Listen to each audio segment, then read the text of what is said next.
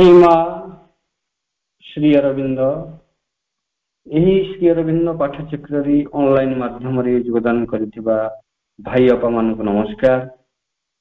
आज आलोच्य विषय क्रोध उपरे विजयी हेबार उपाय। क्रोध उपरे विजयी हेबार उपाय प्रसंग रे आलोचना करबा निमंते कोरापुट जिला दामनजुली विजयपा सस्मिता मिश्र को मु अनुरोध करुछि। सस्मिता अपा तांकर वक्तव्य प्रदान करंतु।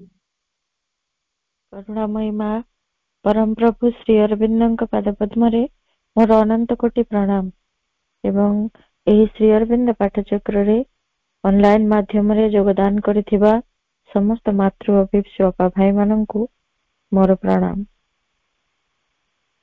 आजिर आलोचनार विषयटी रहिछि क्रोध उपरे विजयी हेई परिवार उपाय।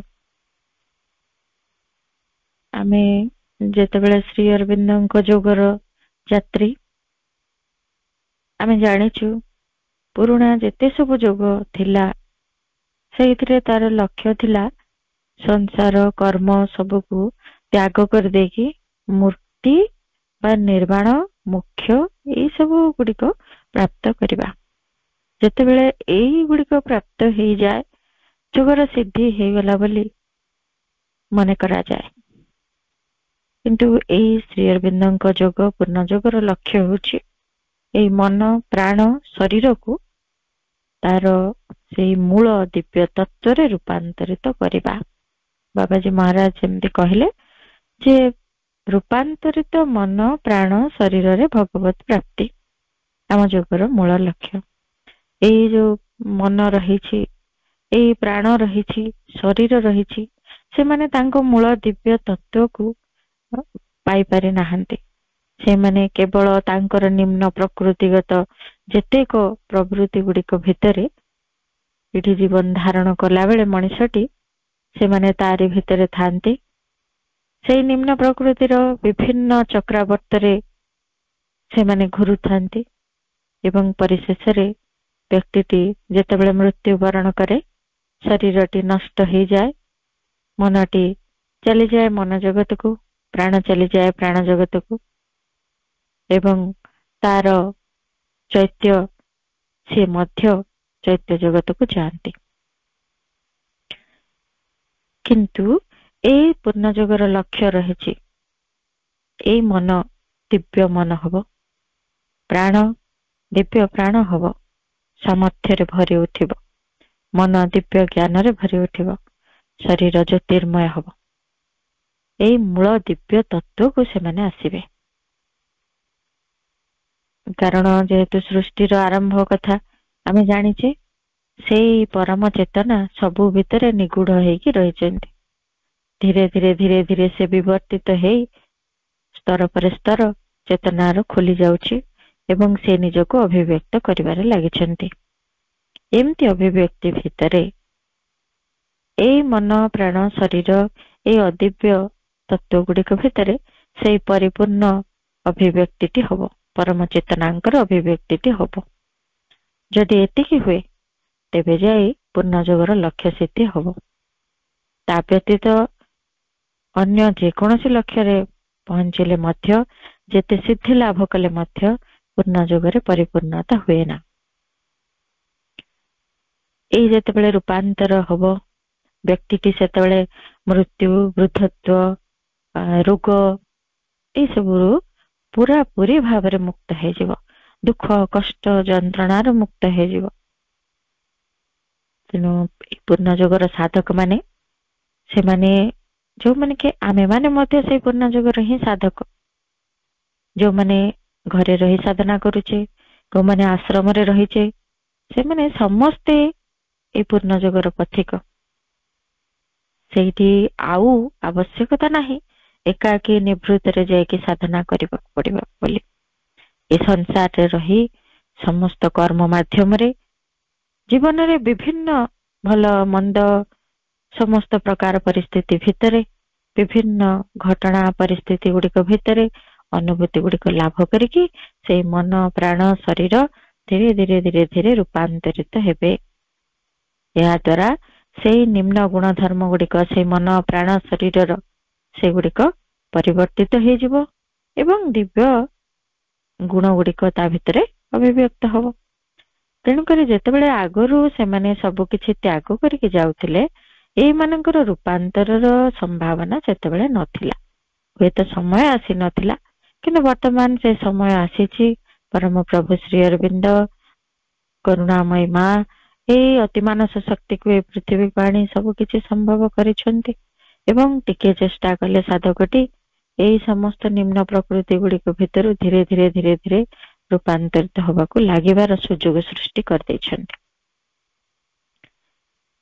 ତେବେ ଯେତେବେଳେ ଏମିତି ସାଧନାର ପଥରେ ଆମକୁ ଆଗକୁ ଆଗକୁ ଚାଲିବାକୁ ପଡୁଛି, ସେତେବେଳେ ଆମେ ଯୋଉଠି ବି ରହୁନା କାହିଁକି, ଆଶ୍ରମରେ ରହୁ, ଘରେ ରହୁ, କାର୍ଯ୍ୟାଳୟରେ କାର୍ଯ୍ୟ କରୁ, ସମସ୍ତଙ୍କ ସହିତ ମିଳିମିଶି ଜୀବନ ବଞ୍ଚୁ, ତାହାରି ଭିତରେ ଆମର ତ ସବୁ କିଛି ଏବେ ରୂପାନ୍ତରିତ ହେଇନାହାନ୍ତି ମନ ପ୍ରାଣ ଶରୀର ନା। ତେଣୁ ସେଇମାନଙ୍କର କେତେ ଗୁଡିଏ ନିମ୍ନ ପ୍ରକୃତି ସେଇଗୁଡିକ ଆମ ସମ୍ମୁଖକୁ ପ୍ରତ୍ୟେକ ଦିନ ଆସନ୍ତି।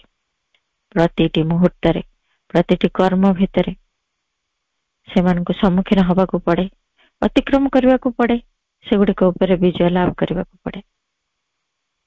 ତେବେ ହିଁ ତ ସାଧନା ଆଗକୁ ବଢିବ, ରୂପାନ୍ତର ସମ୍ଭବ ହବ।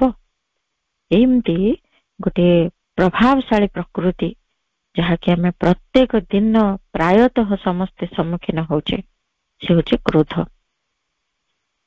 ଇଏ ଆମକୁ ଏମିତି ଭାବରେ ଆକ୍ରାନ୍ତ କରେ, ଆମେ ନିଜସ୍ୱ ଅସ୍ତିତ୍ୱକୁ ଭୁଲି ଯାଉ। ଯେ କୁହାଯାଇଛି କ୍ରୋଧ ପରମ ଚଣ୍ଡାଳ, ଭୁଲେଇ ଦବ ସେ ମୁଁ କିଏ, କଣ କରୁଛି, କଣ ମୋର ଲକ୍ଷ୍ୟ, କଣ କରିବା ପାଇଁ ମୁଁ ଏ ସଂସାରକୁ ଆସିଛି, ସବୁ ସେ ଭୁଲେଇ ଦବ। କାହାକୁ ମୁଁ କଣ କହୁଛି, ସେ ମୋର କେତେ ନିଜ ଲୋକ, ତା ପାଇଁ ମୋର ଏଇଭଳି ଭାବନା, ଏମିତି କଥାବାର୍ତ୍ତାର ପ୍ରୟୋଗ, ଏଗୁଡିକ କେତେ କଷ୍ଟ ଦବ, ଏସବୁ ସେ ଭୁଲିଯିବ। ସେ ମୋଟେ ଜାଣିପାରିବ ନାହିଁ। ତେଣୁ କ୍ରୋଧ ହଉ, ଆମେ କହୁ ରାଗିଗଲା, ରାଗ ହଉ, ସେଇ ନିମ୍ନ ପ୍ରକୃତିଟିର ରୂପାନ୍ତରର ଆବଶ୍ୟକତା ଅତି ଅନିବାର୍ଯ୍ୟ ହୋଇପଡିଛି। ତେବେ ଏଇ ଯୋଉ କ୍ରୋଧରୁ ନିଜକୁ କେମିତି ରକ୍ଷା କରିବା, ତାହା ମା ଶ୍ରୀ ଅରବିନ୍ଦଙ୍କର ଲେଖାକୁ ଆଧାର କରିକି ଆଜି ଆମେ ବୁଝିବାର ପ୍ରୟାସ କରିବା ଏବଂ ଜୀବନରେ ସେଇ କଥାକୁ ପ୍ରୟୋଗ କରିବାକୁ ଚେଷ୍ଟା କରିବା। କ୍ରୋଧ କଣ ଏ କଥା ଆମେ ମାନେ ସମସ୍ତେ ଜାଣିଛେ। ଆମେ ପ୍ରତ୍ୟେକ ଜାଣିଛେ ଯେ କୋଉଦିନ ଆମେ ରାଗୁଛୁ, କୋଉଦିନ ଆମର ସମ୍ମୁଖସ୍ଥ ବ୍ୟକ୍ତିର ରାଗର ସରବ୍ୟ ହଉଛି, କ୍ରୋଧର ସରବ୍ୟ ହଉଛି। ଅର୍ଥାତ୍ ଆମେ କୋଉଦିନ କ୍ରୋଧକୁ ସମ୍ମୁଖୀନ ହଉଛୁ, କୋଉଦିନ ଆମେ ନିଜେ କାହା ଉପରେ କ୍ରୋଧିତ ହଉଛୁ। ଏଇଭଳି ଚାଲିଛି ଆମ ଜୀବନ। ତେଣୁ ଏଇ କ୍ରୋଧ ଆମ ପାଇଁ କିଛି ନୂଆ କଥା ନୁହେଁ। ୟାର ଡେଫିନେସନ ବା ୟାର ସଂଜ୍ଞା ନିରୂପଣ କରିବା ଆମ ପାଇଁ ଆବଶ୍ୟକତା ବି ନାହିଁ। ଆମେ ଭଲ ଭାବେ ଜାଣିଛୁ ଏହା ଗୋଟେ ନୀତିଦିନିଆ ପରିସ୍ଥିତି ଆମମାନଙ୍କ ପାଇଁ। ଯେତେବେଳେ ଗହଳିରେ କାର୍ଯ୍ୟ କରାଯାଉଛି, ସେ ଭିତରେ କିଏ ରାଗିଗଲାଣି, କିଏ କଣ କହିଦେଲାଣି, କିଏ ମୁହଁ ଫୁଲେଇ ଦେଇ ପଳେଇଲାଣି, କିଏ କାର୍ଯ୍ୟଟାକୁ ବିଗାଡି ଦେଲାଣି, ଏ ସବୁ ତ ହିଁ କ୍ରୋଧର ପରିପ୍ରକାଶ। ତେବେ ମା କହୁଛନ୍ତି ଏଇ କ୍ରୋଧ ବା ଆଙ୍ଗର ର କେମିତିଆ ପ୍ରକୃତି, କେମିତି ଏହାର ରୂପ, କଣ ଇଏ କରେ। ମା କହୁଛନ୍ତି anger is a harmful and wasteful force, harmful both to the person himself and to the one on whom it is thrown। ଭାରି ଗୁରୁତ୍ୱପୂର୍ଣ୍ଣ କଥାଟି। ଏଇ ଯୋଉ କ୍ରୋଧ, ଇଏ ଏମିତି କ୍ଷତିକାରୀ, ଏମିତି ଗୋଟେ ଅପଚୟକାରୀ ଶକ୍ତି, ଆମ ଶକ୍ତିକୁ ନଷ୍ଟ କରେ। ଆମେ ଦେଖିବା ଯେତେବେଳେ ରାଗି ଯିବୁ, ଆମେ ରାଗିକି କିଛି କଥା କହୁ, ରାଗିକିରି କିଛି କାର୍ଯ୍ୟ କରିଦଉ, କିଛି କଥା ନ କହିକି ମଧ୍ୟ ମନେ ମନେ ରାଗି ରାଗିକିରି କିଛି କାମ କରୁଥିବୁ, ଦେଖିବୁ ଆମ ଶକ୍ତି ସବୁ ସରିଗଲା ପରି ମନେ ହବ, ହାଲିଆ ଲାଗିବ। ଇଏ ଏମିତି ଅପଚୟ କରିଦବ ଆମ ଶକ୍ତି, ଆମ ଭିତରେ ଇଏ ଏତେ କ୍ଷତି କରିବ। ଆଉ ମା ବି କହୁଛନ୍ତି କ୍ରୋଧିତ ହଉଥିବା ବ୍ୟକ୍ତିର ଆଉ ଯାହା ଉପରେ ଏଇ କ୍ରୋଧକୁ ପ୍ରୟୋଗ କରାଯାଉଛି ତାହାର ବି, ଏଇ ଉଭୟଙ୍କର ସେ ସମାନ କ୍ଷତି ସାଧନ କରେ, ସମାନ ଅନିଷ୍ଟ କରେ। ୟାର ବି ଅନିଷ୍ଟ ତାର ବି ଅନିଷ୍ଟ। ଆମେ ଭାବିବାନି ଯେ ଜଣେ ଯିଏ ରାଗୁଛି ତାର ଅନିଷ୍ଟ ଖାଲି ହଉଛି, ସାମ୍ନା ଲୋକଟିର ବି ଅନିଷ୍ଟ ହଉଛି। କେମିତି ହଉଛି ଉଦାହରଣ ଦେଇକି ବୁଝିବା। ଯେମିତି ଗୋଟେ ଜଳୁଥିବା ଅଙ୍ଗାର ଯଦି ଆମେ କଳ୍ପନା କରିବା, ତାକୁ ଜଣେ ଧରିକିରି ଜଣଙ୍କ ଉପରକୁ ତାକୁ ଫିଙ୍ଗିବ, ଯିଏ ଧରିଛି ତା ହାତ ପୋଡିଯିବ, ଯାହା ଉପରକୁ ଫିଙ୍ଗିବ ତାର ବି ସେ କ୍ଷତି କରିବ। ଠିକ କ୍ରୋଧଟା ଏମିତି ଗୋଟେ ଜଳନ୍ତା ଅଙ୍ଗାର ଭଳିଆ ଜିନିଷ। ମା ପୁଣି କହୁଛନ୍ତି anger immediately opens the door to hostile forces. It is as if you were calling them. ଯେତେବେଳେ ଆମେ ରାଗି ଯାଉ ସେତେବେଳେ ସାଙ୍ଗେ ସାଙ୍ଗେ ଏ କ୍ରୋଧ କାହାକୁ ଡାକେ? ଦ୍ୱାର ଖୋଲି ପକାଏ କାହାକୁ? ବିରୋଧୀ ଶକ୍ତି ପାଇଁ। ବିରୋଧୀ ଶକ୍ତି ପାଇଁ ଦ୍ୱାର ଉନ୍ମୁକ୍ତ କରିଦିଏ, ଯେମିତିକି ସେ ବିରୋଧୀ ଶକ୍ତିକୁ ଆବାହନ କରେ, ଜଲଦି ଆସିଯା ଏଠି, ତୋର କାର୍ଯ୍ୟ ଏଠି ଆରମ୍ଭ ହେଇଯିବ। ଜଣେ ସାଧୁ ଥରେ ଗୋଟେ ନଈ କୂଳରେ ଗୋଟେ ପଥର ପଡିଛି, ତା ଉପରେ ବସିକି ଧ୍ୟାନ କରୁଛନ୍ତି। ଧୋବାଟିଏ ସେଇ ପଥରଟିରେ ସବୁଦିନ ଲୁଗା ବାଡେଇ ବାଡେଇକିରି କାଚେ। ସେ ଆସିକି ଦେଖୁଛି ସାଧୁ ଜଣକ ଧ୍ୟାନରେ ବସିଛନ୍ତି, କିଛି କହିଲାନି। କହିଲା ତାଙ୍କର ଧ୍ୟାନ ଭାଙ୍ଗିଯିବ, କିଛି କହିଲାନି, ଧୀରେ ରହିଲା।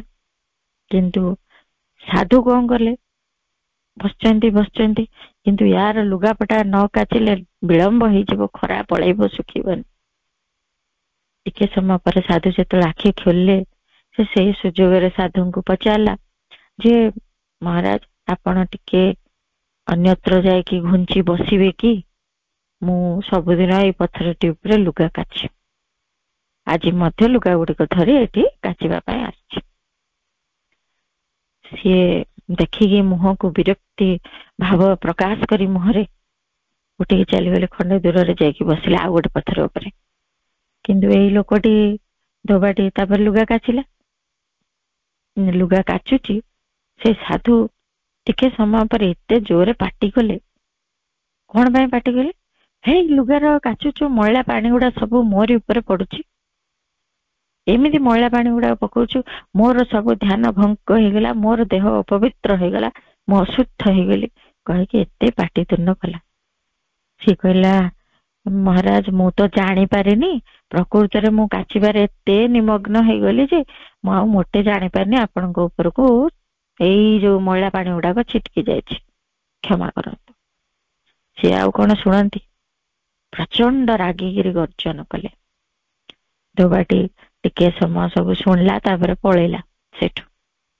ତାହେଲେ ଏଇଠି ଦେଖିବା, ଏ ଯୋଉ ସାଧୁ ଜଣକ ବସିକି ସେ ତାଙ୍କ ସାଧନା କରୁଛନ୍ତି, ମେଡିଟେସନ କରୁଛନ୍ତି, କେତେ କଥା ତାଙ୍କ ଭିତରେ ଉପଲବ୍ଧି ଅନୁଭୂତି ହେଇଥିବା ପରି ମନେ ବି ହଉଛି, କିନ୍ତୁ ତାଙ୍କ ଭିତରେ ସେତେବେଳେ ରାଗି ଯାଇଛନ୍ତି, ବିରୋଧୀ ଶକ୍ତି ପାଇଁ ଦ୍ୱାର ଖୋଲି ଯାଇଛି, ତାଙ୍କର ଧ୍ୟାନ ଭାଙ୍ଗି ଯାଇଛି, ତାଙ୍କ ଭିତରେ ଏମିତି ଚେତନାଟି କଳୁଷିତ ହେଇଯାଇଛି ଯେ ତାଙ୍କର ବିରକ୍ତି ଭାବରେ ସେ ଯାହା ଇଚ୍ଛା ତାହା, ଭାଷାର କୌଣସି ସଂଯମ ନାହିଁ, କ୍ରୋଧିତ ହେଇ ଗାଳି କରିଦେଇଛନ୍ତି।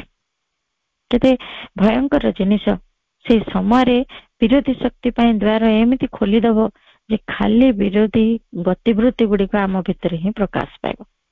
ସେତେବେଳେ ସେ ଧ୍ୟାନ କରୁଥିଲେ, କେତେ ଉଚ୍ଚତର ଚେତନାରେ ତା ଭିତରେ ରହିବା କଥା, କିନ୍ତୁ ରହିଲା କି ସେ ଅବସ୍ଥା, ତାର ସବୁ ବିରୋଧୀ ଭାବ ଗୁଡିକ ତାଙ୍କ ଭିତରେ ପ୍ରକାଶିତ ହେଲା। କେତେ ଅସୁବିଧା କଥା, ବିରୋଧୀ ଶକ୍ତି ପାଇଁ ଦ୍ୱାର ଖୋଲିଗଲା, ସବୁ ଓଲଟା କଥା ଗୁଡିକ ତାଙ୍କ ଭିତରେ ଘଟିଲା। ଯେ ଶାନ୍ତି ସେ ଆଉ ନାହିଁ, କ୍ରୋଧିତ ହେଇକି ଶବ୍ଦର ସଂଯମତା ନାହିଁ, ଏବଂ ଅନ୍ୟ ଜଣଙ୍କ ଉପରେ ତାଙ୍କର ଏତେ ବିରକ୍ତି ଭାବ ଯେ ସେଇ ଚେତନାଟି ସେଇ ସମୟରେ କୋଉ ପ୍ରକାର କଳୁଷିତ ହେଲା ତାହା ବି ଦେଖିବାର କଥା। ଏସବୁ ବିରୋଧୀ ଗତିବୃତ୍ତି ପାଇଁ ଏମିତି ଦ୍ୱାର ଖୋଲିଯାଏ, ରାଗିଲା ମାତ୍ରେ ପରମ ଚଣ୍ଡାଳର ଅବସ୍ଥା ଆମର ଆସିଯାଏ। ଯେତେବେଳେ ରାଜା ପରୀକ୍ଷିତ ଫେରୁଛନ୍ତି ଶିକାରରୁ, ଦେଖିଲେ ତାଙ୍କୁ ଶୋଷ ହେଇଛି, ସେ ଦେଖୁଛନ୍ତି ଧ୍ୟାନସ୍ଥ ହେଇକି ବସିଛନ୍ତି ଋଷି ଶ୍ରମିକ, ତାଙ୍କୁ ସେ କହିଲେ ଟିକେ ପାଣି ପିଇବାକୁ ଦିଅନ୍ତୁ। ସେ କିନ୍ତୁ ଏତେ ଧ୍ୟାନମଗ୍ନ ହେଇ ବସିଛନ୍ତି ଯେ ସିଏ ଆଉ ଶୁଣି ପାରୁନାହାନ୍ତି। ଇଏ କ୍ରୋଧିତ ହେଇଗଲେ, ଯାହାକି ତାଙ୍କର ସ୍ୱଭାବ ନୁହଁ। କିନ୍ତୁ କ୍ରୋଧିତ ହେଇଗଲେ, କ୍ରୋଧ ଆସିଗଲା ମାନେ ସବୁ ବିରୋଧୀ ଶକ୍ତି ପାଇଁ ଦ୍ୱାର ଖୋଲିଗଲା।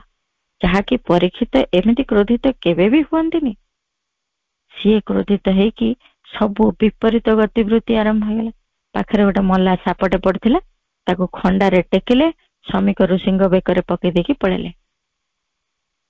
ଇଏ ଶୁଣୁନି କହିଲେ।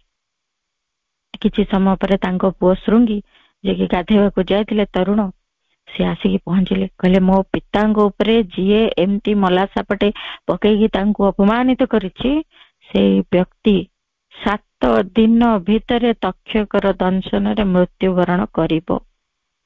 ଅଭିଶାପ ଦେଇଥିଲେ। ସିଏ ବି ରାଗିଗଲେ। କ୍ରୋଧିତ ହେଲା ମାନେ ତା ପରବର୍ତ୍ତୀ ଅବସ୍ଥା ଗୁଡିକ କେବଳ ବିରୋଧୀ ଗତିବୃତ୍ତି ଗୁଡିକୁ ଡାକି ଆଣିବ।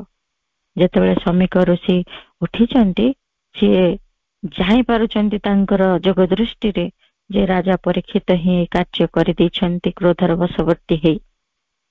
ସେ ଶୃଙ୍ଗୀଙ୍କୁ କହୁଛନ୍ତି ଯେ ତୁମେ ତାଙ୍କୁ କ୍ଷମା କରିଦିଅ, ଏଭଳି ଅଭିଶାପ ଦିଅ ନା।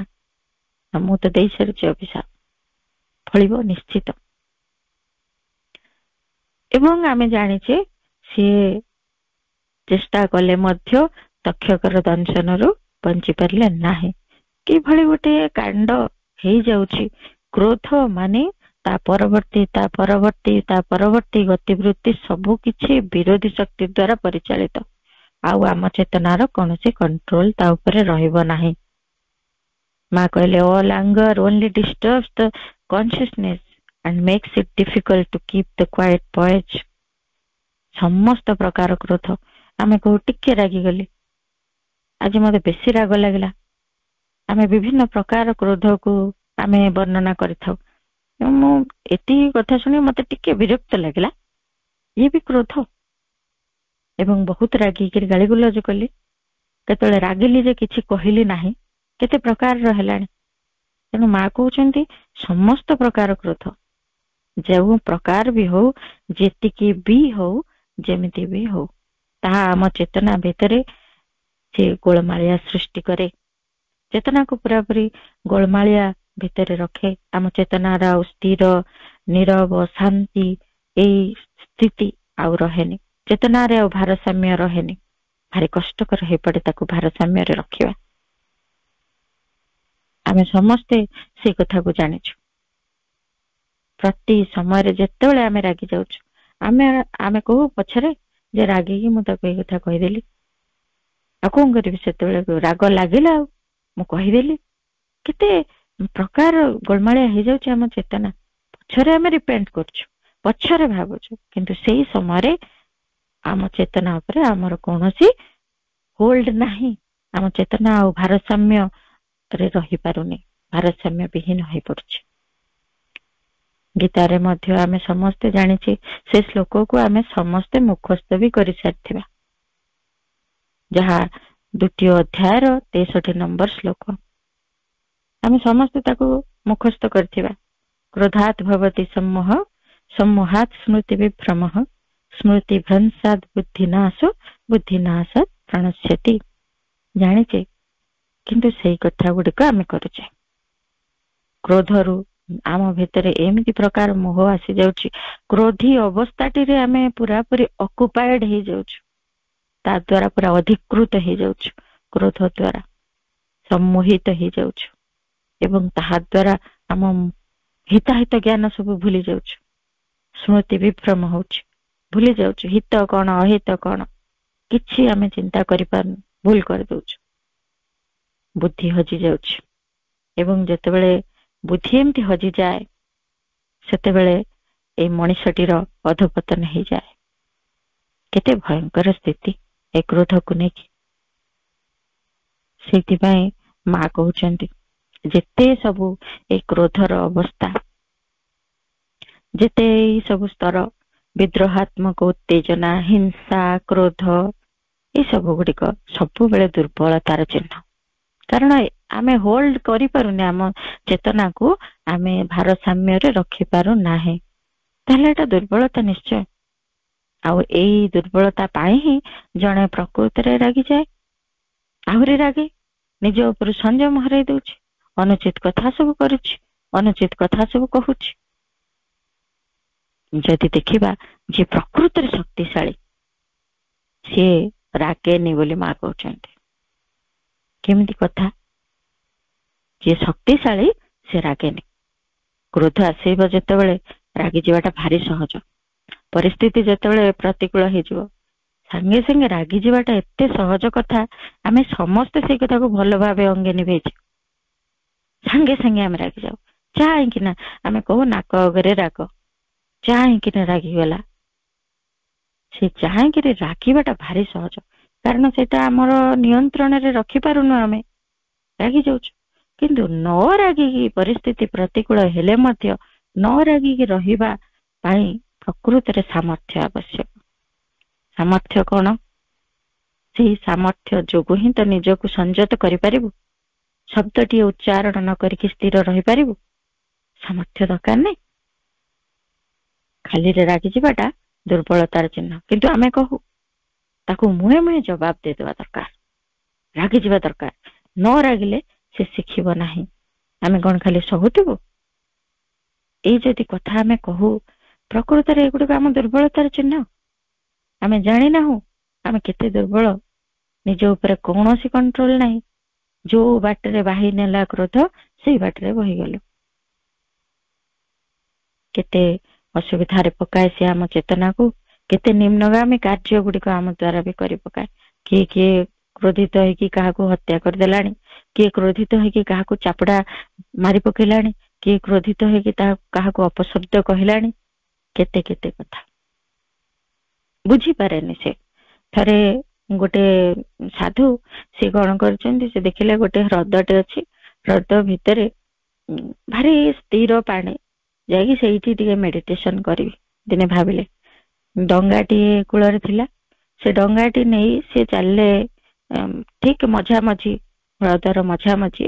ସେ ସେଇଠି ସ୍ଥିର ହେଇଗଲେ। ପୁରା ଆକାଶ ଆଉ ଜଳଭାଗ ମିଶିଗଲା ଭଳି ଗୋଟେ ଦିଗ୍ବଳୟର ଚିହ୍ନ। ଭାରି ସୁନ୍ଦର ପରିବେଶ, ତାରି ଭିତରେ ଶାନ୍ତି ସ୍ଥିରତା ଭିତରେ ସେ ଧ୍ୟାନ କରୁଛନ୍ତି।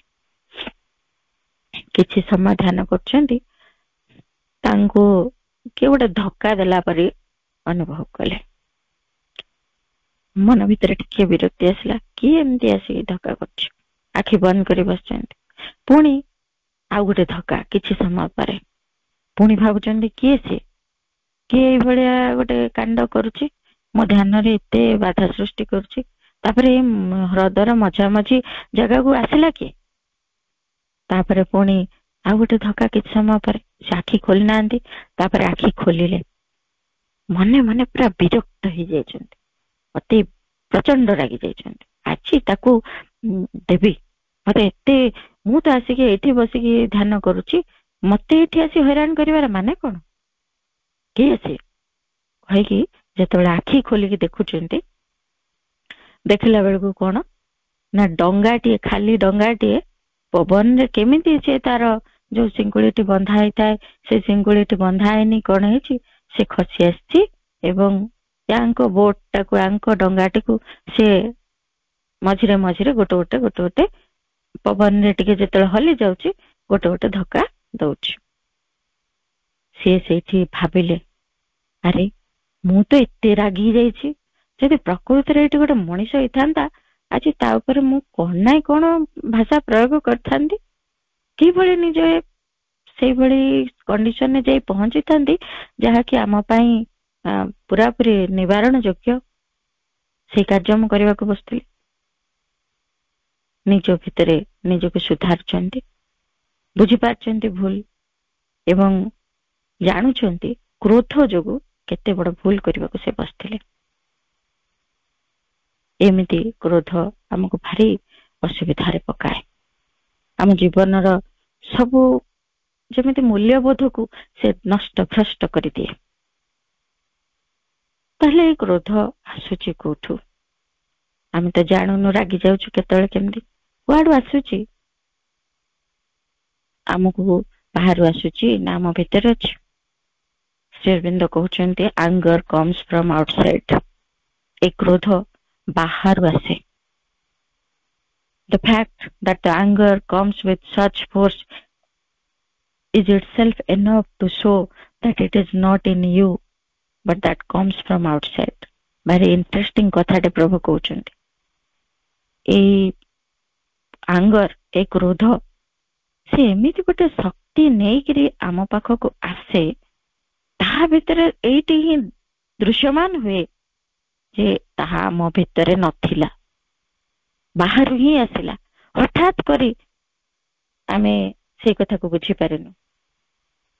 ସେଇଥିରୁ ବୁଝିହବ କେମିତି ହଠାତ୍ ସେ ମତେ ଆକ୍ରାନ୍ତ କଲା ଏବଂ ମୋ ଦ୍ୱାରା ଏମିତି ଗୋଟେ ବ୍ଲଣ୍ଡର କରି ପକେଇଲା।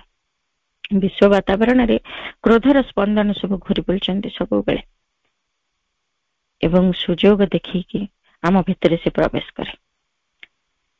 ଏହା ବାହାରେ ଅଛି, କିନ୍ତୁ ଆମ ସତ୍ତାର କିଏ ଗୋଟେ ଅଂଶ ଅଛି, ସିଏ ଏଇମିତିଆ ତାର ଅନୁରୂପ ସ୍ପନ୍ଦନଟିକୁ ଖୋଜୁଛି ଏବଂ ତାହା ଆମ ଭିତରେ ସେଇ ସ୍ପନ୍ଦନଟିର ସ୍ପର୍ଶ ପାଇଯାଏ, ତାକୁ ଖୋଜି ପାଇଯାଏ ଏବଂ ତାରି ଭିତରେ ଦେଇକି ସେ ପ୍ରବେଶ କରିଯାଏ। ଭାରି ଇଣ୍ଟରେଷ୍ଟିଂ। ଯଦି କୋଉ ଛୋଟ ପିଲାକୁ ଆମେ କହିବୁ, ଛୋଟ ପିଲା ହଉ ବଡ ଲୋକଟିଏ ହଉ, ଆମେ ଯଦି କହିବୁ ଯେ ଟିକେ ରାଗି ଗଲୁ ଦେଖିବା, ସେ ରାଗି ପାରିବନି ସାଙ୍ଗେ ସାଙ୍ଗେ, କିନ୍ତୁ ହସିଦେଲୁ କହିଲେ ହସିଦବ, ତାହା ଆମ ଭିତରେ ଅଛି। କିନ୍ତୁ କ୍ରୋଧ ଆମ ଭିତରେ ନଥାଏ, ବାହାରୁ ଆସେ, କିନ୍ତୁ ଆମ ପ୍ରକୃତି ଭିତରେ ତାର ସାଙ୍ଗ ସାଥୀ ଅଛନ୍ତି ଯୋଉମାନେ ତାଙ୍କୁ ସବୁ ଅନୁସ୍ପନ୍ଦନ ଜଣାନ୍ତି, ତାଙ୍କୁ ସବୁ ୱେଲକମ କରନ୍ତି, ଆସ ଆସ ଆମେ ସବୁ ଅଛୁ, ମିଶିକି କିଛି କାର୍ଯ୍ୟ କରିବା, ଏ ବ୍ୟକ୍ତିକୁ କବଳିତ କରିବା। ତେଣୁ ଏଇ କ୍ରୋଧ ଭାରି ପ୍ରଚଣ୍ଡ ଶକ୍ତିର ସହ ଆସିକି ଆମ ଭିତରେ କାର୍ଯ୍ୟ କରେ। ସେଥିପାଇଁ anger comes with such force is itself enough to show that it is not in you but that comes from outside. ଏତେ ଶକ୍ତି ସହ, ପ୍ରଚଣ୍ଡ ଶକ୍ତି ସହ ଆମ ଭିତରେ ପ୍ରବେଶ କରେ ଏବଂ କାର୍ଯ୍ୟ କରେ ଯେ ସେଇ ଶକ୍ତିକୁ ଦେଖିକି ହିଁ ଆମେ ଜାଣିପାରିବା, ବୁଝିପାରିବା ଯେ ଆମ ଭିତରେ ନାହିଁ, ବାହାରୁ ଆସିଛି। ମୁଁ ଟିକେ ପୂର୍ବରୁ ଠିକ ଥିଲି, ପୁଣି ଗୋଟିଏ ମୁହୂର୍ତ୍ତରେ ମୁଁ ଏମିତି ପୁରାପୁରି ଇମ୍ବାଲାନ୍ସ ହେଇଯାଉଛି ଚେତନାରେ। ପୁଣି ପ୍ରଭୁ କହୁଛନ୍ତି it is a rush of force from the universal nature that tries to take possession of the individual being and make that being act according to the will of this outside force and not according to the will of the soul within. ये ମଧ୍ୟ ଭାରି ତତ୍ତ୍ୱପୂର୍ଣ୍ଣ କଥା ପ୍ରଭୁ କହୁଛନ୍ତି। ଏଇଟା କ୍ରୋଧଟି ଯୋଉ ଆସେ ଆମ ଭିତରକୁ, ସେ ଗୋଟେ ଶକ୍ତିର ଗୋଟେ ରସ, ତୀବ୍ର ପ୍ରବାହ, ଯାହାକି ସେ ବ୍ୟକ୍ତି ସତ୍ତାକୁ ପୁରା ଅଧିକାର କରିନିଏ, ପ୍ରୟାସ କରେ ତାକୁ ଅଧିକାର କରିବା ପାଇଁ, ଏବଂ ଯୋଉ ବ୍ୟକ୍ତିକୁ ସେ ଅଧିକାର କରେ ସେଇ ବ୍ୟକ୍ତିକୁ ସେଇ ବାହ୍ୟ ଶକ୍ତିଟି ନିଜର ଇଚ୍ଛାରେ କାର୍ଯ୍ୟ କରାଏ, ନିଜର ଇଚ୍ଛାରେ ପରିଚାଳିତ କରାଏ। ସେତେବେଳେ ସେ ବ୍ୟକ୍ତିଟି ଆଉ ନିଜର ଅନ୍ତର୍ନିହିତ ଆତ୍ମସତ୍ତାଙ୍କ ଇଚ୍ଛାରେ କାର୍ଯ୍ୟ କରିବାକୁ ସୁଯୋଗ ପାଏନି ବା ଦିଏନି ମଧ୍ୟ। ସେ ଏତେ ପ୍ରଚଣ୍ଡ ଶକ୍ତିର ପ୍ରବାହ ହୁଏ, ଆମେ ପୁରାପୁରି ତାହାରି ଦ୍ୱାରା ବାହି ହେଇଯାଉ। ଆମ ଆତ୍ମାଙ୍କର ନିର୍ଦ୍ଦେଶ, ଆତ୍ମାଙ୍କର ପ୍ରେରଣା ସେଇ ସମୟରେ ଆମ ଭିତରେ କିଛି ଜଣା ପଡେନି। ସେଥିପାଇଁ ତ କୁହାଯାଏ କ୍ରୋଧ ପରମ ଚଣ୍ଡାଳ ବୋଲି।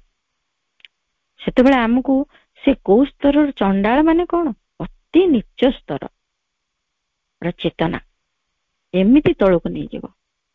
ଆମ ଆତ୍ମାଙ୍କର କଣ ପ୍ରେରଣା, କିଭଳି ପରିଚାଳନା, କଣ ତାଙ୍କର ଇଚ୍ଛା, ସେ ସବୁ ପ୍ରତି ଆଉ କୌଣସି ଦୃଷ୍ଟି ଯାଏନି ସେତେବେଳେ। ତେଣୁ ଏଇ ସବୁ ଗତିବୃତ୍ତି ଗୁଡିକ ବାହାରୁ ହିଁ ଆସନ୍ତି।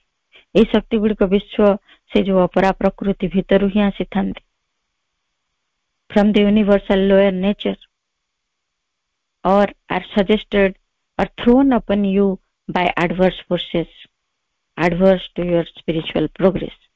ଏଠି କହିଲେ ପ୍ରଭୁ, ସେଗୁଡିକ ଆସିଥାନ୍ତି କୋଉଠୁ, ବିଶ୍ୱ ଅପରା ପ୍ରକୃତି ଭିତରୁ ଆସିଥାନ୍ତି।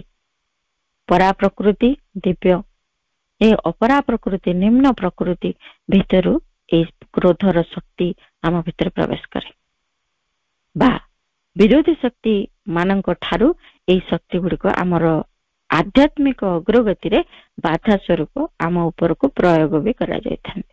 ଆମେ ଜାଣିଛେ ଆମ ସାଧନାରେ ପରୀକ୍ଷକ ମାନେ ଅଛନ୍ତି, ନେଚର ଫୋର୍ସ ଅଛନ୍ତି, ଡିଭାଇନ ଫୋର୍ସ ଅଛନ୍ତି, ଆଡଭର୍ସ ଫୋର୍ସ ଅଛନ୍ତି।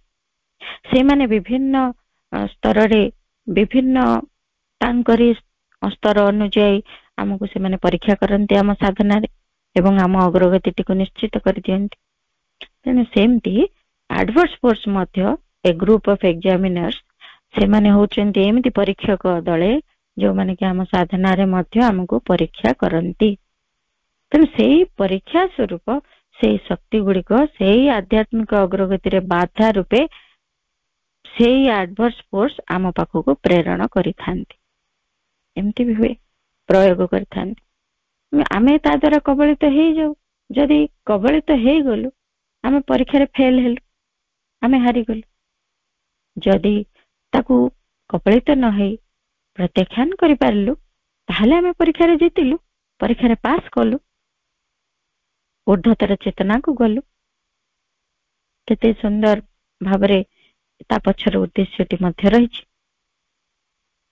ଏମିତି ଭାବରେ କ୍ରୋଧ ଆମ ପାଖକୁ ଆସେ।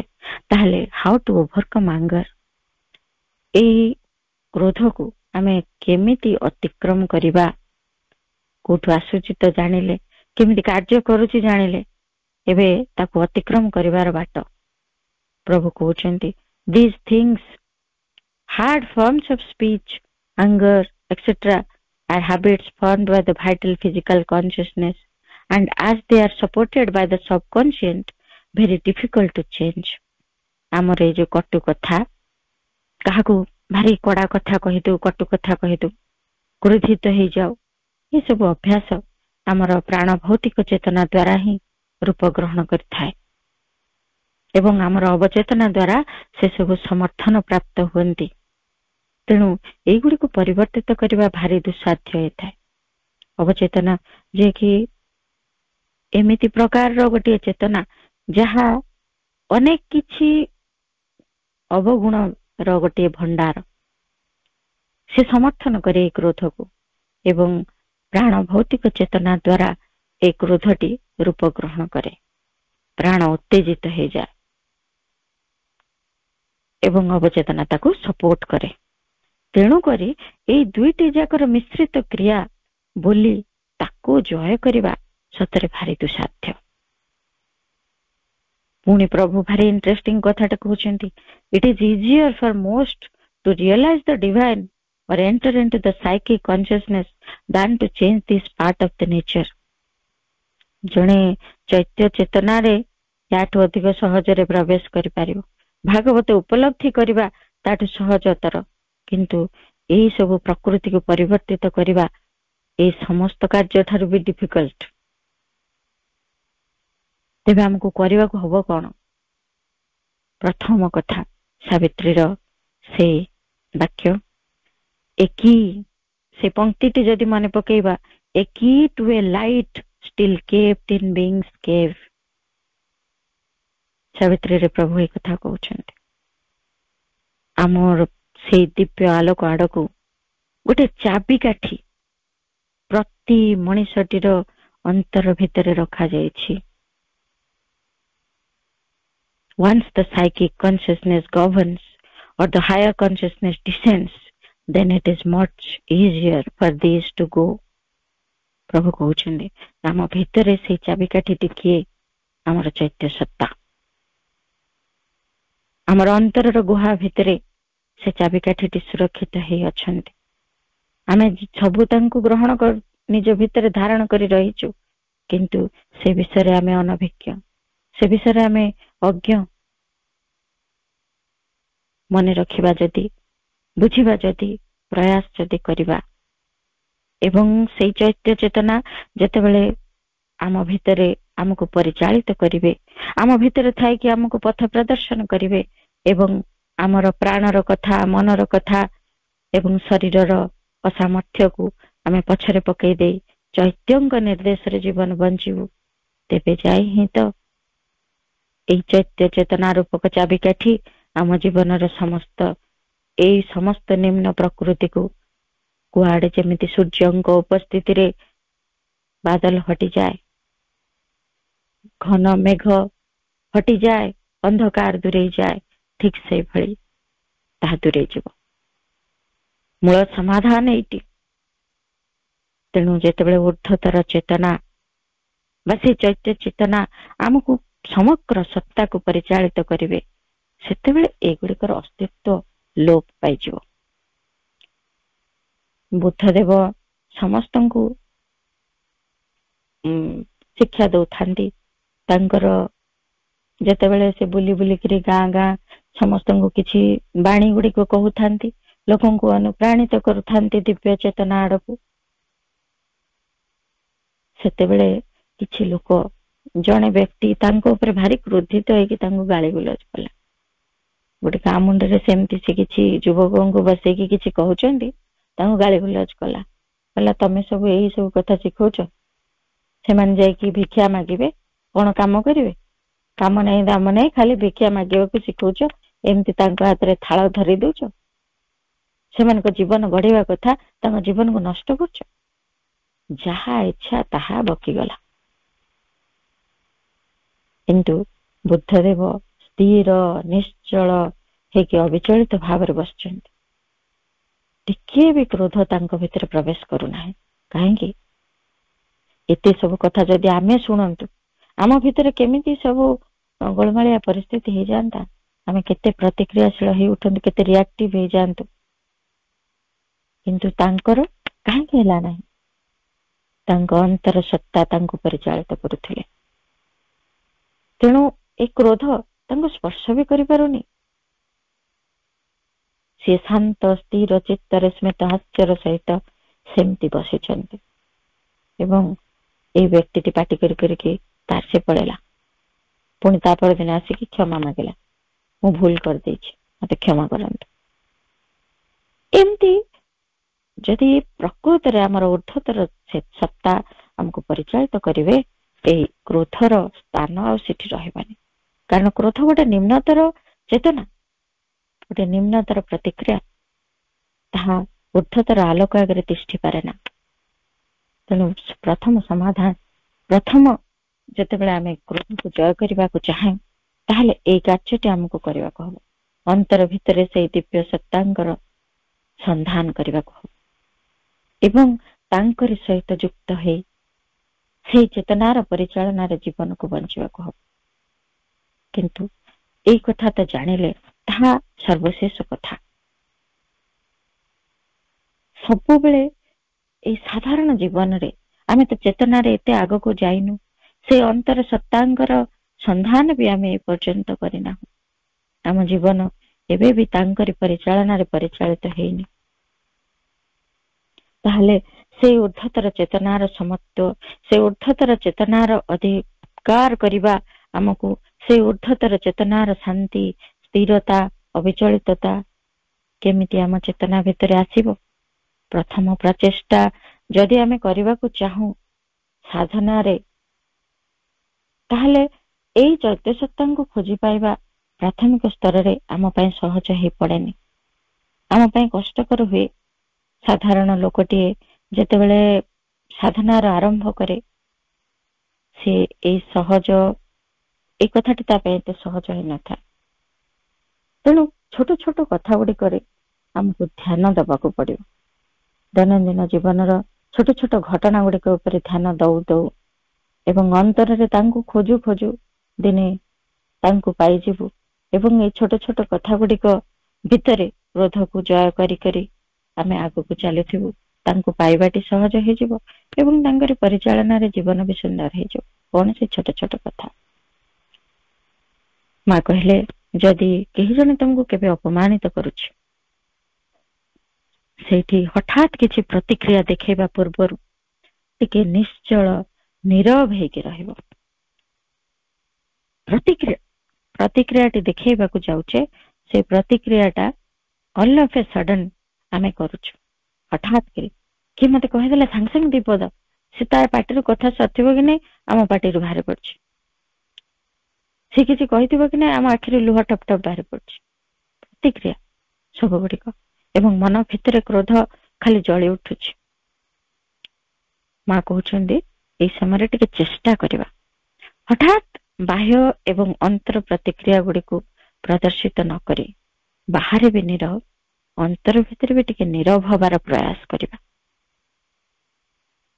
ମୁଣ୍ଡ ଭିତରେ କେତେ ଚିନ୍ତା ଆସିବ, କେତେ ଭାବନା ଆସିବ। ମତେ ଏମିତି କଥା କହିଲା, ମୁଁ କାହିଁକି ସହିବି, କେତେ ସହିବି? ତାକୁ ମୁଁ କଡା ଜବାବ ଦେବି। ତାକୁ ଜବାବ ନଦେଲେ ସେ ଶିଖିବନି, ସେ ବୁଝିବନି। ଏଇ ସବୁ ଚିନ୍ତା ଭାବନା ଗୁଡିକ ଆସୁଛି, ସେଗୁଡିକୁ ଟିକେ ଶାନ୍ତ କରିଦେବାକୁ ପଡିବ। ଚେଷ୍ଟା ସବୁ କିଛି ହିଁ ଆମର ଆସ୍ପୃହା ଏବଂ ବ୍ୟକ୍ତିଗତ ପ୍ରୟାସ ହବ ପ୍ରାଥମିକ ସ୍ତରରେ। ତାକୁ ସଫଳ କରିବେ, ତାକୁ ପରିପୂର୍ଣ୍ଣ କରିବାର ଦାୟିତ୍ୱ ଦିବ୍ୟ ଶକ୍ତିଙ୍କର, ମାଙ୍କର, ଆମର ନୁହେଁ। କିନ୍ତୁ ଆମରି ତରଫରୁ ଏମିତି ଆସ୍ପୃହାଟିଏ ରହିବ, ଏମିତି ପ୍ରଚେଷ୍ଟାଟିଏ ବ୍ୟକ୍ତିଗତ ଭାବରେ ଆରମ୍ଭ ହବ। ହଠାତ୍ କିଛି କହିଦଉଥିଲୁ, ଆଜି ପର୍ଯ୍ୟନ୍ତ ଆଗକୁ ଆମେ କିଛି ନ କହି ପ୍ରଥମେ ତ ବାହ୍ୟ ଭାବରେ ନୀରବ ରହିବାକୁ ଚେଷ୍ଟା କରିବୁ, ବାହାରେ ପ୍ରତିକ୍ରିୟା ଦେଖାଇବାର ନିବୃତ୍ତ କରିବୁ। ତାପରେ ଧୀରେ ଧୀରେ ଚେଷ୍ଟା କରିବୁ ଅନ୍ତର ଭିତରେ ବି କିଛି ଯେମିତି ନ ଆସେ ପ୍ରତିକ୍ରିୟା। ଆମେ ଯେତେବେଳେ ଯାଏ ସାଧାରଣ ମତାମତ, ସାଧାରଣ ଜୀବନ, ସାଧାରଣ ମାର୍ଗର ଚିନ୍ତା ଗୁଡିକ ସାଙ୍ଗେ ନିଜକୁ ଯୁକ୍ତ କରିକି ରଖିଛୁ, ସେ ପର୍ଯ୍ୟନ୍ତ ସେଇ ସବୁର ପ୍ରତିକ୍ରିୟା ଆମ ଭିତରୁ କୁଆଡେ ଯିବନି।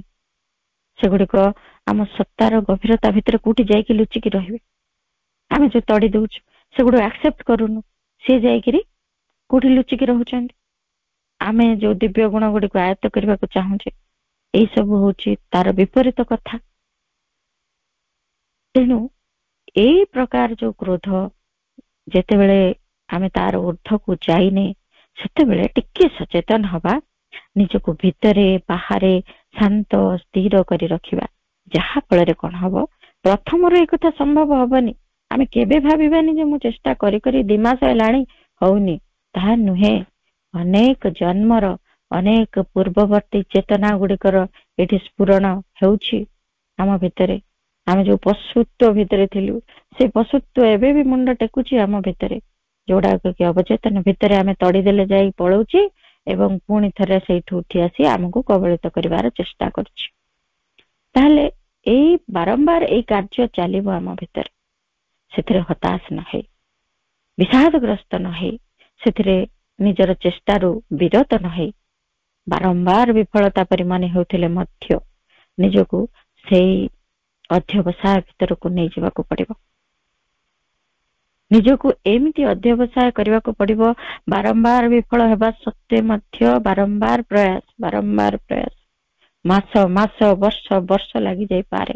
କାରଣ ଏଟା ଗୋଟେ ଏମିତି ରିଜିଡ୍ ଜିନିଷଟେ, ସେଇ ପ୍ରାଣର ଏମିତି ଗୋଟେ ପ୍ରବୃତ୍ତିଟିଏ ଯେ ଭାରି ଜିଦଖୋର ହେଇକି ଆମ ଭିତରେ ବସିଛି। ତେଣୁ ଏଇ କାର୍ଯ୍ୟଟି ଆମକୁ କରିବାରେ ଲାଗି ରହିବାକୁ ପଡିବ। ଏଥିରେ ଚେଷ୍ଟା କରିବା। ବାବାଜୀ ମହାରାଜ ଯେମିତି କହିଛନ୍ତି, ମାଙ୍କର ନାମ ଜପ ବାରମ୍ବାର ବାରମ୍ବାର ମାଙ୍କର ନାମ ଜପ କରୁଥିବା, ଏବଂ ସେଇ ନାମ ଜପ ହିଁ ଆମ ଭିତରେ ମାଙ୍କର ଉପସ୍ଥିତିକୁ ଦୃଢ କରୁଥିବ, ମାଙ୍କ ଶକ୍ତିକୁ ଆମ ପାଖକୁ ଡାକି ଆଣୁଥିବ ଏବଂ ମାଙ୍କ ସାହାଯ୍ୟ ଆମ ପାଇଁ ଉନ୍ମୁକ୍ତ ହେଇଯାଉଥିବ।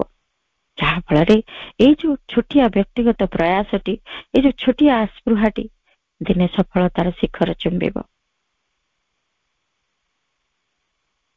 ସେଇଥିପାଇଁ ମା କହିଲେ, ମନକୁ କିଛି ବି କାର୍ଯ୍ୟକଳାପ ଭିତରେ ବୁଡେଇ ରଖିବା ନାହିଁ। କୌଣସି ଚିନ୍ତା ଆସୁ, ଯେତେ ଆସିବ, ସବୁ ବିରୋଧାତ୍ମକ ଚିନ୍ତା ଗୁଡିକ ଆସିବ। ମୁଁ ଚୁପ ରହିବି, ମୁଁ ଚୁପ ରହିଲେ ତାର ମୁହଁ ବଢିଯିବ, ମୁଁ ନିଶ୍ଚୟ କିଛି କହିବାକୁ ପଡିବ। ରାଗ ଆସି ଯାଉଥିବ, ଆଜି କିଛି କହି ହିଁ ଦେବି, ଅନେକ ଦିନ ଚୁପ ରହିଲେଣି, ଆଜି କହି ହିଁ ଦେବି, ଏମିତି ଭାବରେ ମନ ପ୍ରରୋଚିତ ବି କରୁଥିବ। କିନ୍ତୁ ଯଦି ଦେଖିବା ସେଇ କଥା ଗୁଡିକ ଆମେ ଟିକେ ଶୁଣିବାନି, ସେଗୁଡିକୁ ଅଣଶୁଣା କରିବା, ସେଗୁଡିକ ଗୁରୁତ୍ୱହୀନ ବୋଲି ତାକୁ ତଡିଦେବା, ପ୍ରତ୍ୟାଖ୍ୟାନ କରିବା, ତେବେ ଧୀରେ ଧୀରେ ଧୀରେ ଧୀରେ ଧୀରେ ଧୀରେ ସେଗୁଡିକ ଦୁର୍ବଳ ହବାକୁ ଲାଗିବ। ବାରମ୍ବାର ପ୍ରତ୍ୟାଖ୍ୟାତ ହବା ଦ୍ୱାରା ସେଗୁଡିକ ଦୁର୍ବଳ ହେବେ ଏବଂ ଦୁର୍ବଳ ହେଇ ଶକ୍ତିହୀନ ହେଇ ପୁନର୍ବାର ଆଉ ଆସିବେ ନାହିଁ। ଧୀରେ ଧୀରେ ଆମେ ଦେଖିବା, କେତେ ଦିନ ପରେ ଆମେ ସେଇ କଥାରେ ଯୋଉଥିରେ ଆମେ ବ୍ୟତିବ୍ୟସ୍ତ ହେଇ ପଡୁଥିଲୁ, ରାଗି ଯାଉଥିଲୁ, ସେମିତି କଥା ଘଟୁଛି, କିନ୍ତୁ ଆମେ ବିରକ୍ତ ହଉନୁ, ଆମ ଚେତନା ସ୍ଥିର ରହିପାରୁଛି। ଏହାକୁ ମଧ୍ୟ ଆମେ ଉପଲବ୍ଧି କରିପାରିବା। ସେଇଥିପାଇଁ ମା ମଧ୍ୟ ବାରମ୍ବାର କହିଲେ, ଯେତେବେଳେ ଆଙ୍ଗରଟି ଆସୁଛି, ଶ୍ରୀ ଅରବିନ୍ଦ କହୁଛନ୍ତି, ଯେତେବେଳେ ଆମ ଭିତରେ କ୍ରୋଧ ଆସେ, ଆମ ଭିତରେ ଧାରଣାଟିଏ ଥାଏ ଯେ କ୍ରୋଧକୁ ଯଦି ମ୍ୟାନିଫେଷ୍ଟ କରିଦିଆଯାଏ, ଅର୍ଥାତ୍ କିଏ ଗୋଟେ କଣ କହିଲା, ଯଦି ଆମ ଭିତରେ ରାଗଟି ଆସୁଛି, ସେ ରାଗଟିକୁ ଯଦି ଆମେ ଏଠି ଅଭିବ୍ୟକ୍ତ କରିଦେବୁ, ଅର୍ଥାତ୍ ତାକୁ 2-4 ପଦ ଗାଳି ଦେଇଦେବୁ, ତାପରେ ଆମ ଭିତରଟା ଶାନ୍ତ ହେଇଯିବ, ଆଉ କ୍ରୋଧ ରହିବନି। ହୁଏ ମଧ୍ୟ ଆମକୁ ଲାଗେ ସେମିତି କେତେ କଥା, କାହାକୁ କେତେବେଳେ କିଏ କଣ ଗୋଟେ କହିଛି, ତାକୁ ଭଲ କରି ଗାଳି ଦେଇଦେଲୁ, ତାପରେ ଆମ ଭିତରଟା ଯେମିତି ଶାନ୍ତ ହେଇଗଲା ଭଳିଆ ଆମକୁ ଲାଗେ। କିନ୍ତୁ ଶ୍ରୀ ଅରବିନ୍ଦ କହୁଛନ୍ତି ଏଇଟା ଗୋଟେ ମିଷ୍ଟେକନ୍ ଆଇଡିଆ, ଏଇଟା ଗୋଟେ ଭ୍ରାନ୍ତ ଧାରଣା ଯେ କ୍ରୋଧକୁ ଯଦି ଆମେ ଅଭିବ୍ୟକ୍ତ କରିଦେବୁ, ପରିପ୍ରକାଶ କରିଦେବୁ, ତାକୁ କାର୍ଯ୍ୟକାରୀ ହବାକୁ ଦେବୁ, ତାହେଲେ ଆମ ଭିତରୁ ତାହା ଚାଲିଯିବ। ତାହା ନୁହେଁ। କାହିଁକି ହୁଏନି ନା, ଯଦି କ୍ରୋଧକୁ ଆମେ ଅଭିବ୍ୟକ୍ତ କରିବୁ, ତେବେ ଆମେ କ୍ରୋଧକୁ ବଢେଇ ଚାଲିବୁ। ତାର ବାରମ୍ବାର ଘଟିବା ଅଭ୍ୟାସକୁ ପୁନରାବୃତ୍ତି ହେବା ପାଇଁ ଆମେ ସ୍ୱୀକୃତି ପ୍ରଦାନ କରିବୁ, ସେ ଯିବ କେମିତି? ଯେମିତି ଖାଇବାଟି ଆମେ କହିବୁ ଯେତେ ଖାଇ ଖାଇ ଦବୁ ଆମ ଭିତରୁ ଲୋଭଟା ପଳେଇବ, ତାକୁ ତ ସ୍ୱୀକୃତି ପ୍ରଦାନ କରୁଛୁ। ଠିକ ସେମିତି ସେ ରହିବ, ଆହୁରି କେତେବେଳେ କେତେବେଳେ କେତେବେଳେ ଇଚ୍ଛାଟି ହେଇ ଆମ ଭିତରକୁ ଆସୁଥିବ।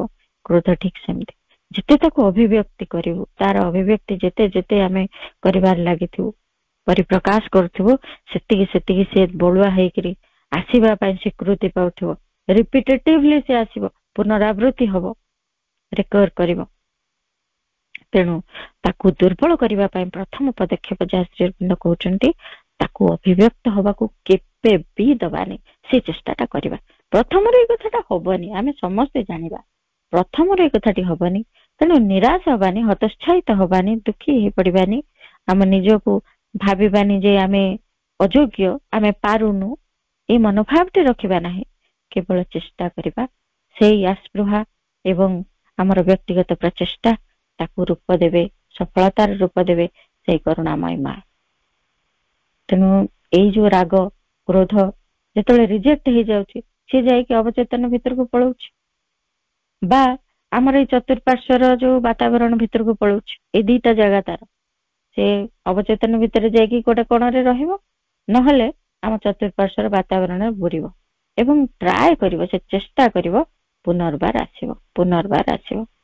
ତେଣୁ ଆମ ଭିତରେ ଗୋଟେ ଡିସାଇସିଭ ରିଜେକ୍ସନ, ତେଣୁ ଗୋଟେ ନିଷ୍ପତ୍ତି ମୂଳକ ପ୍ରତ୍ୟାଖ୍ୟାନ ଦରକାର, ତା ଶ୍ରୀ ଅରବିନ୍ଦ କହୁଛନ୍ତି। ଥରକରେ ବି ଏମିତି ଗୋଟେ ଡିସାଇସିଭ ରିଜେକ୍ସନ ଯଦି ଆମ ଭିତରେ ଆସେ, ଥରକରେ ବି ଚାଲିଯିବ। କୌଣସି କୌଣସି କଥାରେ କ୍ରୋଧ ଆସୁଛି ଆସୁଛି ଆସୁଛି, ଥରେ ଏକ ନିଷ୍ପତ୍ତି ମୂଳକ ଗୋଟେ ପ୍ରତ୍ୟାଖ୍ୟାନ ଯଦି ଆମେ କଲୁ, ସେ ଗୋଟେ ଥରରେ ବି ଚାଲି ଯାଇପାରେ। ଏମିତି ଭଳି ଗୋଟେ ଦୃଢତା ତା ଭିତରେ ଦରକାର ପ୍ରତ୍ୟାଖ୍ୟାନ କରିବା ପାଇଁ, ଏବଂ ମାଙ୍କ ନାମ ଜପ ସହ ସେଇ ଦୃଢତା ଆହୁରି ଆହୁରି ବଢିବ। ଧୀରେ ଧୀରେ ଧୀରେ ଧୀରେ ସେ ସବୁ ସମ୍ଭବ ହବ। ଆଉ ଗୋଟେ କଥା କହିଲେ ମା, ଯେତେବେଳେ ଜଣେ ଜାଣୁଛି ଯେ ଜଣେ କ୍ରୋଧର ବଶବର୍ତ୍ତୀ ହେଇଯାଉଛି, ସେଇ ସମୟରେ ସେ ସେଥିରୁ ଓହରି ଯାଇକି ଟିକେ ନୀରବରେ ଶାନ୍ତ ଭାବରେ ବସିଯିବ। ଯେ ଦେଖୁଛି ସେ ଅଲରେଡି ଅକୁପାଏଡ ହେଇଗଲାଣି କ୍ରୋଧ ଦ୍ଵାରା, ତା ଭିତରେ ରାଗ ଆସିଗଲାଣି, ସେ ସେଇ ପରିସ୍ଥିତିଟାରୁ ଟିକେ ଘୁଞ୍ଚିଯିବ, ଯାଇକି ଶାନ୍ତ ଭାବରେ ଟିକେ ବସିବ, ଗୋଟିଏ ସ୍ଥାନରେ କିଛି ସମୟ ପାଇଁ ବସିବ। ସେତେବେଳେ ଟିକେ ଏକାଗ୍ର ହବ, ନିଜ କ୍ରୋଧକୁ ସେ ଟିକେ ପର୍ଯ୍ୟବେକ୍ଷଣ କରିବ। ତାପରେ ବଢିଆ ଉପାୟଟେ ମା କହିଲେ, ତାପରେ ଯଦି ଆବଶ୍ୟକ ପଡେ ସେ ସବୁକୁ ଲେଖିବ, ଗୋଟେ କାଗଜଟେ ପେନଟେ ଆଣିକିରି ସେ ସବୁକୁ ଲେଖିବ। ମତେ ଏମିତି ଏମିତି କ୍ରୋଧ ଆସିଛି, ମତେ ରାଗ ଲାଗୁଛି, ଲେଖିବ। ମା କହୁଛନ୍ତି, ଆଉ ଯେତେବେଳେ ସେ ଲେଖି ସାରିବ, ଦେଖିବ ପ୍ରାୟ ସବୁ କ୍ଷେତ୍ରରେ, ସବୁ ସମୟରେ କ୍ରୋଧଟି ଚାଲିଯାଇଛି। କେତେ ଇଣ୍ଟରେଷ୍ଟିଂ ଉପାୟଟି ମା ବତେଇଛନ୍ତି, ତାହା ବି ଆମେ କରିପାରିବା। ତେଣୁ ଏଇଭଳି ଭାବରେ ପ୍ରତ୍ୟାଖ୍ୟାନ କରି ତାକୁ ଧୀରେ ଧୀରେ ଆମ ଭିତରୁ ତଡ଼ିବାର ଗୋଟେ ଦୃଢ ମନୋଭାବ ଦରକାର। ଆମେ ତାରି ବିଷୟରେ ସଚେତନ ହବା ଦରକାର ପ୍ରଥମେ, ଏବଂ ତାକୁ ମାଙ୍କ ପାଖରେ ନିବେଦନ କରିଦେବାର କଥା। ତେଣୁ ବାବାଜୀ ମହାରାଜ ବଢିଆ କହିଛନ୍ତି, କାହାର ଅନୁଚିତ ବ୍ୟବହାରରୁ କ୍ରୋଧ ଆସୁ କି ତାର କୋଉ ବି କାରଣ ହଉଥାଉ, ସେ କାରଣର କୌଣସି ମହତ୍ଵ ନାହିଁ। କେବଳ ଏହା ମନେ ରଖିବାକୁ ହବ ଯେ ରାଗ ହିଁ ବିରୋଧୀ ଶକ୍ତି, ଏହାକୁ ମୁଁ କେବେ ବି ପ୍ରଶ୍ରୟ ଦେବିନି। ଏହା ଭାବି ମାଙ୍କ ନାମ ସ୍ମରଣ କରିବ ଏବଂ ଭିତରେ ଭିତରେ ମନ୍ଥନ କରିଥିବା କ୍ରୋଧକୁ ମାଙ୍କ ଚରଣରେ ସମର୍ପଣ କରିଦେବ। କିନ୍ତୁ ଏକଥା ସ୍ପଷ୍ଟ ଯେ ପ୍ରଥମେ ପ୍ରଥମେ ସେ ସମୟରେ ମନରେ ଏକାଗ୍ରତା ଆସିବନି, ସ୍ଥିରତା ରହିବନି। ତଥାପି ତଥାପି ମାଙ୍କୁ ଡାକିବାକୁ ହବ, ଏକଥା ଭାବିବାକୁ ହବ ଯେ ମାଙ୍କ ଶକ୍ତି ଦ୍ୱାରା ଏଇ ରାଗ ରୂପାନ୍ତରିତ ହବ। ତେଣୁ ମୁଁ ମାଙ୍କର ମତେ ମା ନିଶ୍ଚୟ ରକ୍ଷା କରିବେ, ନାମ ଜପ କରୁଥିବି। ଏଭଳି ଗୋଟିଏ ଗୋଟିଏ ପ୍ରୟାସ ଯଦି ଆମ ଭିତରେ ଜାରି ରହେ, କରୁଣାମୟୀ ମା ସବୁବେଳେ ଆମକୁ ସେଇଥିରୁ ମୁକ୍ତ କରିବେ। ଆହୁରି ଗୋଟିଏ ଇଣ୍ଟରେଷ୍ଟିଂ କଥାଟିଏ ପ୍ରଭୁଙ୍କର ବାଣୀଟିକୁ ନେଇ ଆଜି ଏଇଠି ରହିବା। ପ୍ରଭୁ କହୁଛନ୍ତି, when I hear of a righteous wrath, I wonder at man's capacity for self-deception. ଆମେ କହୁ ଯେତେ ମୋର ରାଗିବାଟା ଭାରି ନ୍ୟାୟ ସଙ୍ଗତ, ଉଚିତ ଥିଲା ଏଠି ରାଗିବାଟା। ଏଇ ଯୋଉ ରାଗିବାର କଥାଟି ଯେତେବେଳେ ନ୍ୟାୟ ସଙ୍ଗତ କ୍ରୋଧ କଥା ମୁଁ ଶୁଣେ, ସେତେବେଳେ ମୁଁ ତାରିଫ କରେ ମଣିଷର ଆତ୍ମ ପ୍ରତାରଣା ଶକ୍ତିକୁ। ସେ କହେ ମୋର ଏଠି ରାଗିବାଟା ଉପଯୁକ୍ତ ଥିଲା, ଯଥାର୍ଥ ଥିଲା। ସେତେବେଳେ ମୁଁ ତାକୁ ନିଜକୁ ଯେ ସେ ନିଜେ ଠକୁଛି ତାକୁ ତାରିଫ କରେ, କେତେ ବଢିଆ ଠକି ପାରୁଛୁ ତୁ ନିଜକୁ ନିଜେ। ଏଇ କଥାକୁ ମନେ ବି ରଖିବା। ପ୍ରକୃତରେ ବିକୃତି ତ ବିକୃତି, କ୍ରୋଧ ଏକ ବିକୃତି, ଏକ ନିମ୍ନ ପ୍ରକୃତି। ତାହା ପୁଣି ନ୍ୟାୟସଙ୍ଗତ ବିକୃତି କେମିତି ହେଇପାରେ? କେବେ ବି ନ୍ୟାୟସଙ୍ଗତ ନୁହେଁ। କୌଣସି ପରିସ୍ଥିତିରେ ମା କହିଛନ୍ତି କ୍ରୋଧିତ ହେବା ଉଚିତ ହିଁ ନୁହେଁ, ସେ ଯାହା ବି ହଉନା କାହିଁକି। ଆମେ କହୁ କେବେ କେବେ ରାଗିବା ଦରକାର, ନହେଲେ ହବନି। କିନ୍ତୁ ମା କହିଛନ୍ତି କୌଣସି ହ୍ୱାଟ ଏଭର ମେ ବି ଦ ସରକମଷ୍ଟାନ୍ସ, ଆମର ଯଦି ଗଟ୍ ବିହେଭିୟର ଆଉ ରାସନେସ୍ କେବେ ବି ଏ ଭିତରେ ଆମକୁ ଆମ ପାଇଁ ତାହା ଉଚିତ ନୁହେଁ, ଏ କଥା ଆମେ ଜାଣି ରଖିବା। ତେଣୁ ନିଜ ଭିତରର ଏଇ ଦୁର୍ଗୁଣକୁ ସବୁବେଳେ ଖୋଜୁଥିବା, ଚିହ୍ନୁଥିବା, ଜାଣୁଥିବା, ପର୍ଯ୍ୟବେକ୍ଷଣ କରି ତାକୁ ପ୍ରତ୍ୟାଖ୍ୟାନ କରୁଥିବା। ଯେତେବେଳେ ଏକମାତ୍ର ଉପାୟ ସେଇ ମାଙ୍କର ସାହାଯ୍ୟ ଏବଂ ଏ କ୍ରୋଧକୁ ତଡ଼ିବା, ପ୍ରତ୍ୟାଖ୍ୟାନ କରିବା, ତାହା ମଧ୍ୟ ଏକ ଅପରିହାର୍ଯ୍ୟତା। କାରଣ ସାଧନାରେ ଆମେ ଜାଣିଛେ ପୁରୁଣା ମୁନି ଋଷି ମାନେ କେତେ କେତେ ରାଗି ଯାଆନ୍ତି, ସାମାନ୍ୟ କଥାରେ ଅଭିଶାପ ଦେଇ ଦିଅନ୍ତି। ଏହା କଣ ତାଙ୍କର ଅପୂର୍ଣ୍ଣତା ଆମେ କଣ ଜାଣିପାରୁନୁ? ଆମେ ପୁଣି ସେଇ ଅପୂର୍ଣ୍ଣତା ଭିତରେ ପ୍ରବେଶ କରିବୁ? ତେଣୁ କେବଳ ଅଭିପ୍ସା, ମାଙ୍କର କୃପା, ମାଙ୍କର ସାହାଯ୍ୟ ଏବଂ ଆମର ବ୍ୟକ୍ତିଗତ ପ୍ରଚେଷ୍ଟା, ଏତିକି ଯଦି ରହେ, ନିଶ୍ଚିତ ଭାବରେ ଏଇ ଚିରଶତ୍ରୁ କ୍ରୋଧ ଆମ ଭିତରୁ ଚିରକାଳ ପାଇଁ ବିତାଡ଼ିତ ହବ ଏବଂ ଆମେ କ୍ରୋଧମୁକ୍ତ ଦିବ୍ୟ ଶାନ୍ତ ଚେତନାର ଅଧିକାରୀ ହେଇପାରିବୁ। ସମସ୍ତଙ୍କୁ ବହୁତ ବହୁତ ଧନ୍ୟବାଦ। ମାଙ୍କ ନିକଟରେ ଅଶେଷ କୃତଜ୍ଞତା। ବନ୍ଦେ ମାତରମ୍। ବର୍ତ୍ତମାନ 1 ମିନିଟ ମାଙ୍କ ନାମ ଜପ କରିବା ସହିତ ଆଜିର ଶ୍ରୀବୃନ୍ଦ ପାଠଚକ୍ରକୁ ସମାପ୍ତ କରିବା। ମା ମା ମା ମା ମା ମା ମା ମା ମା ମା ମା ମା ମା ମା ମା ମା।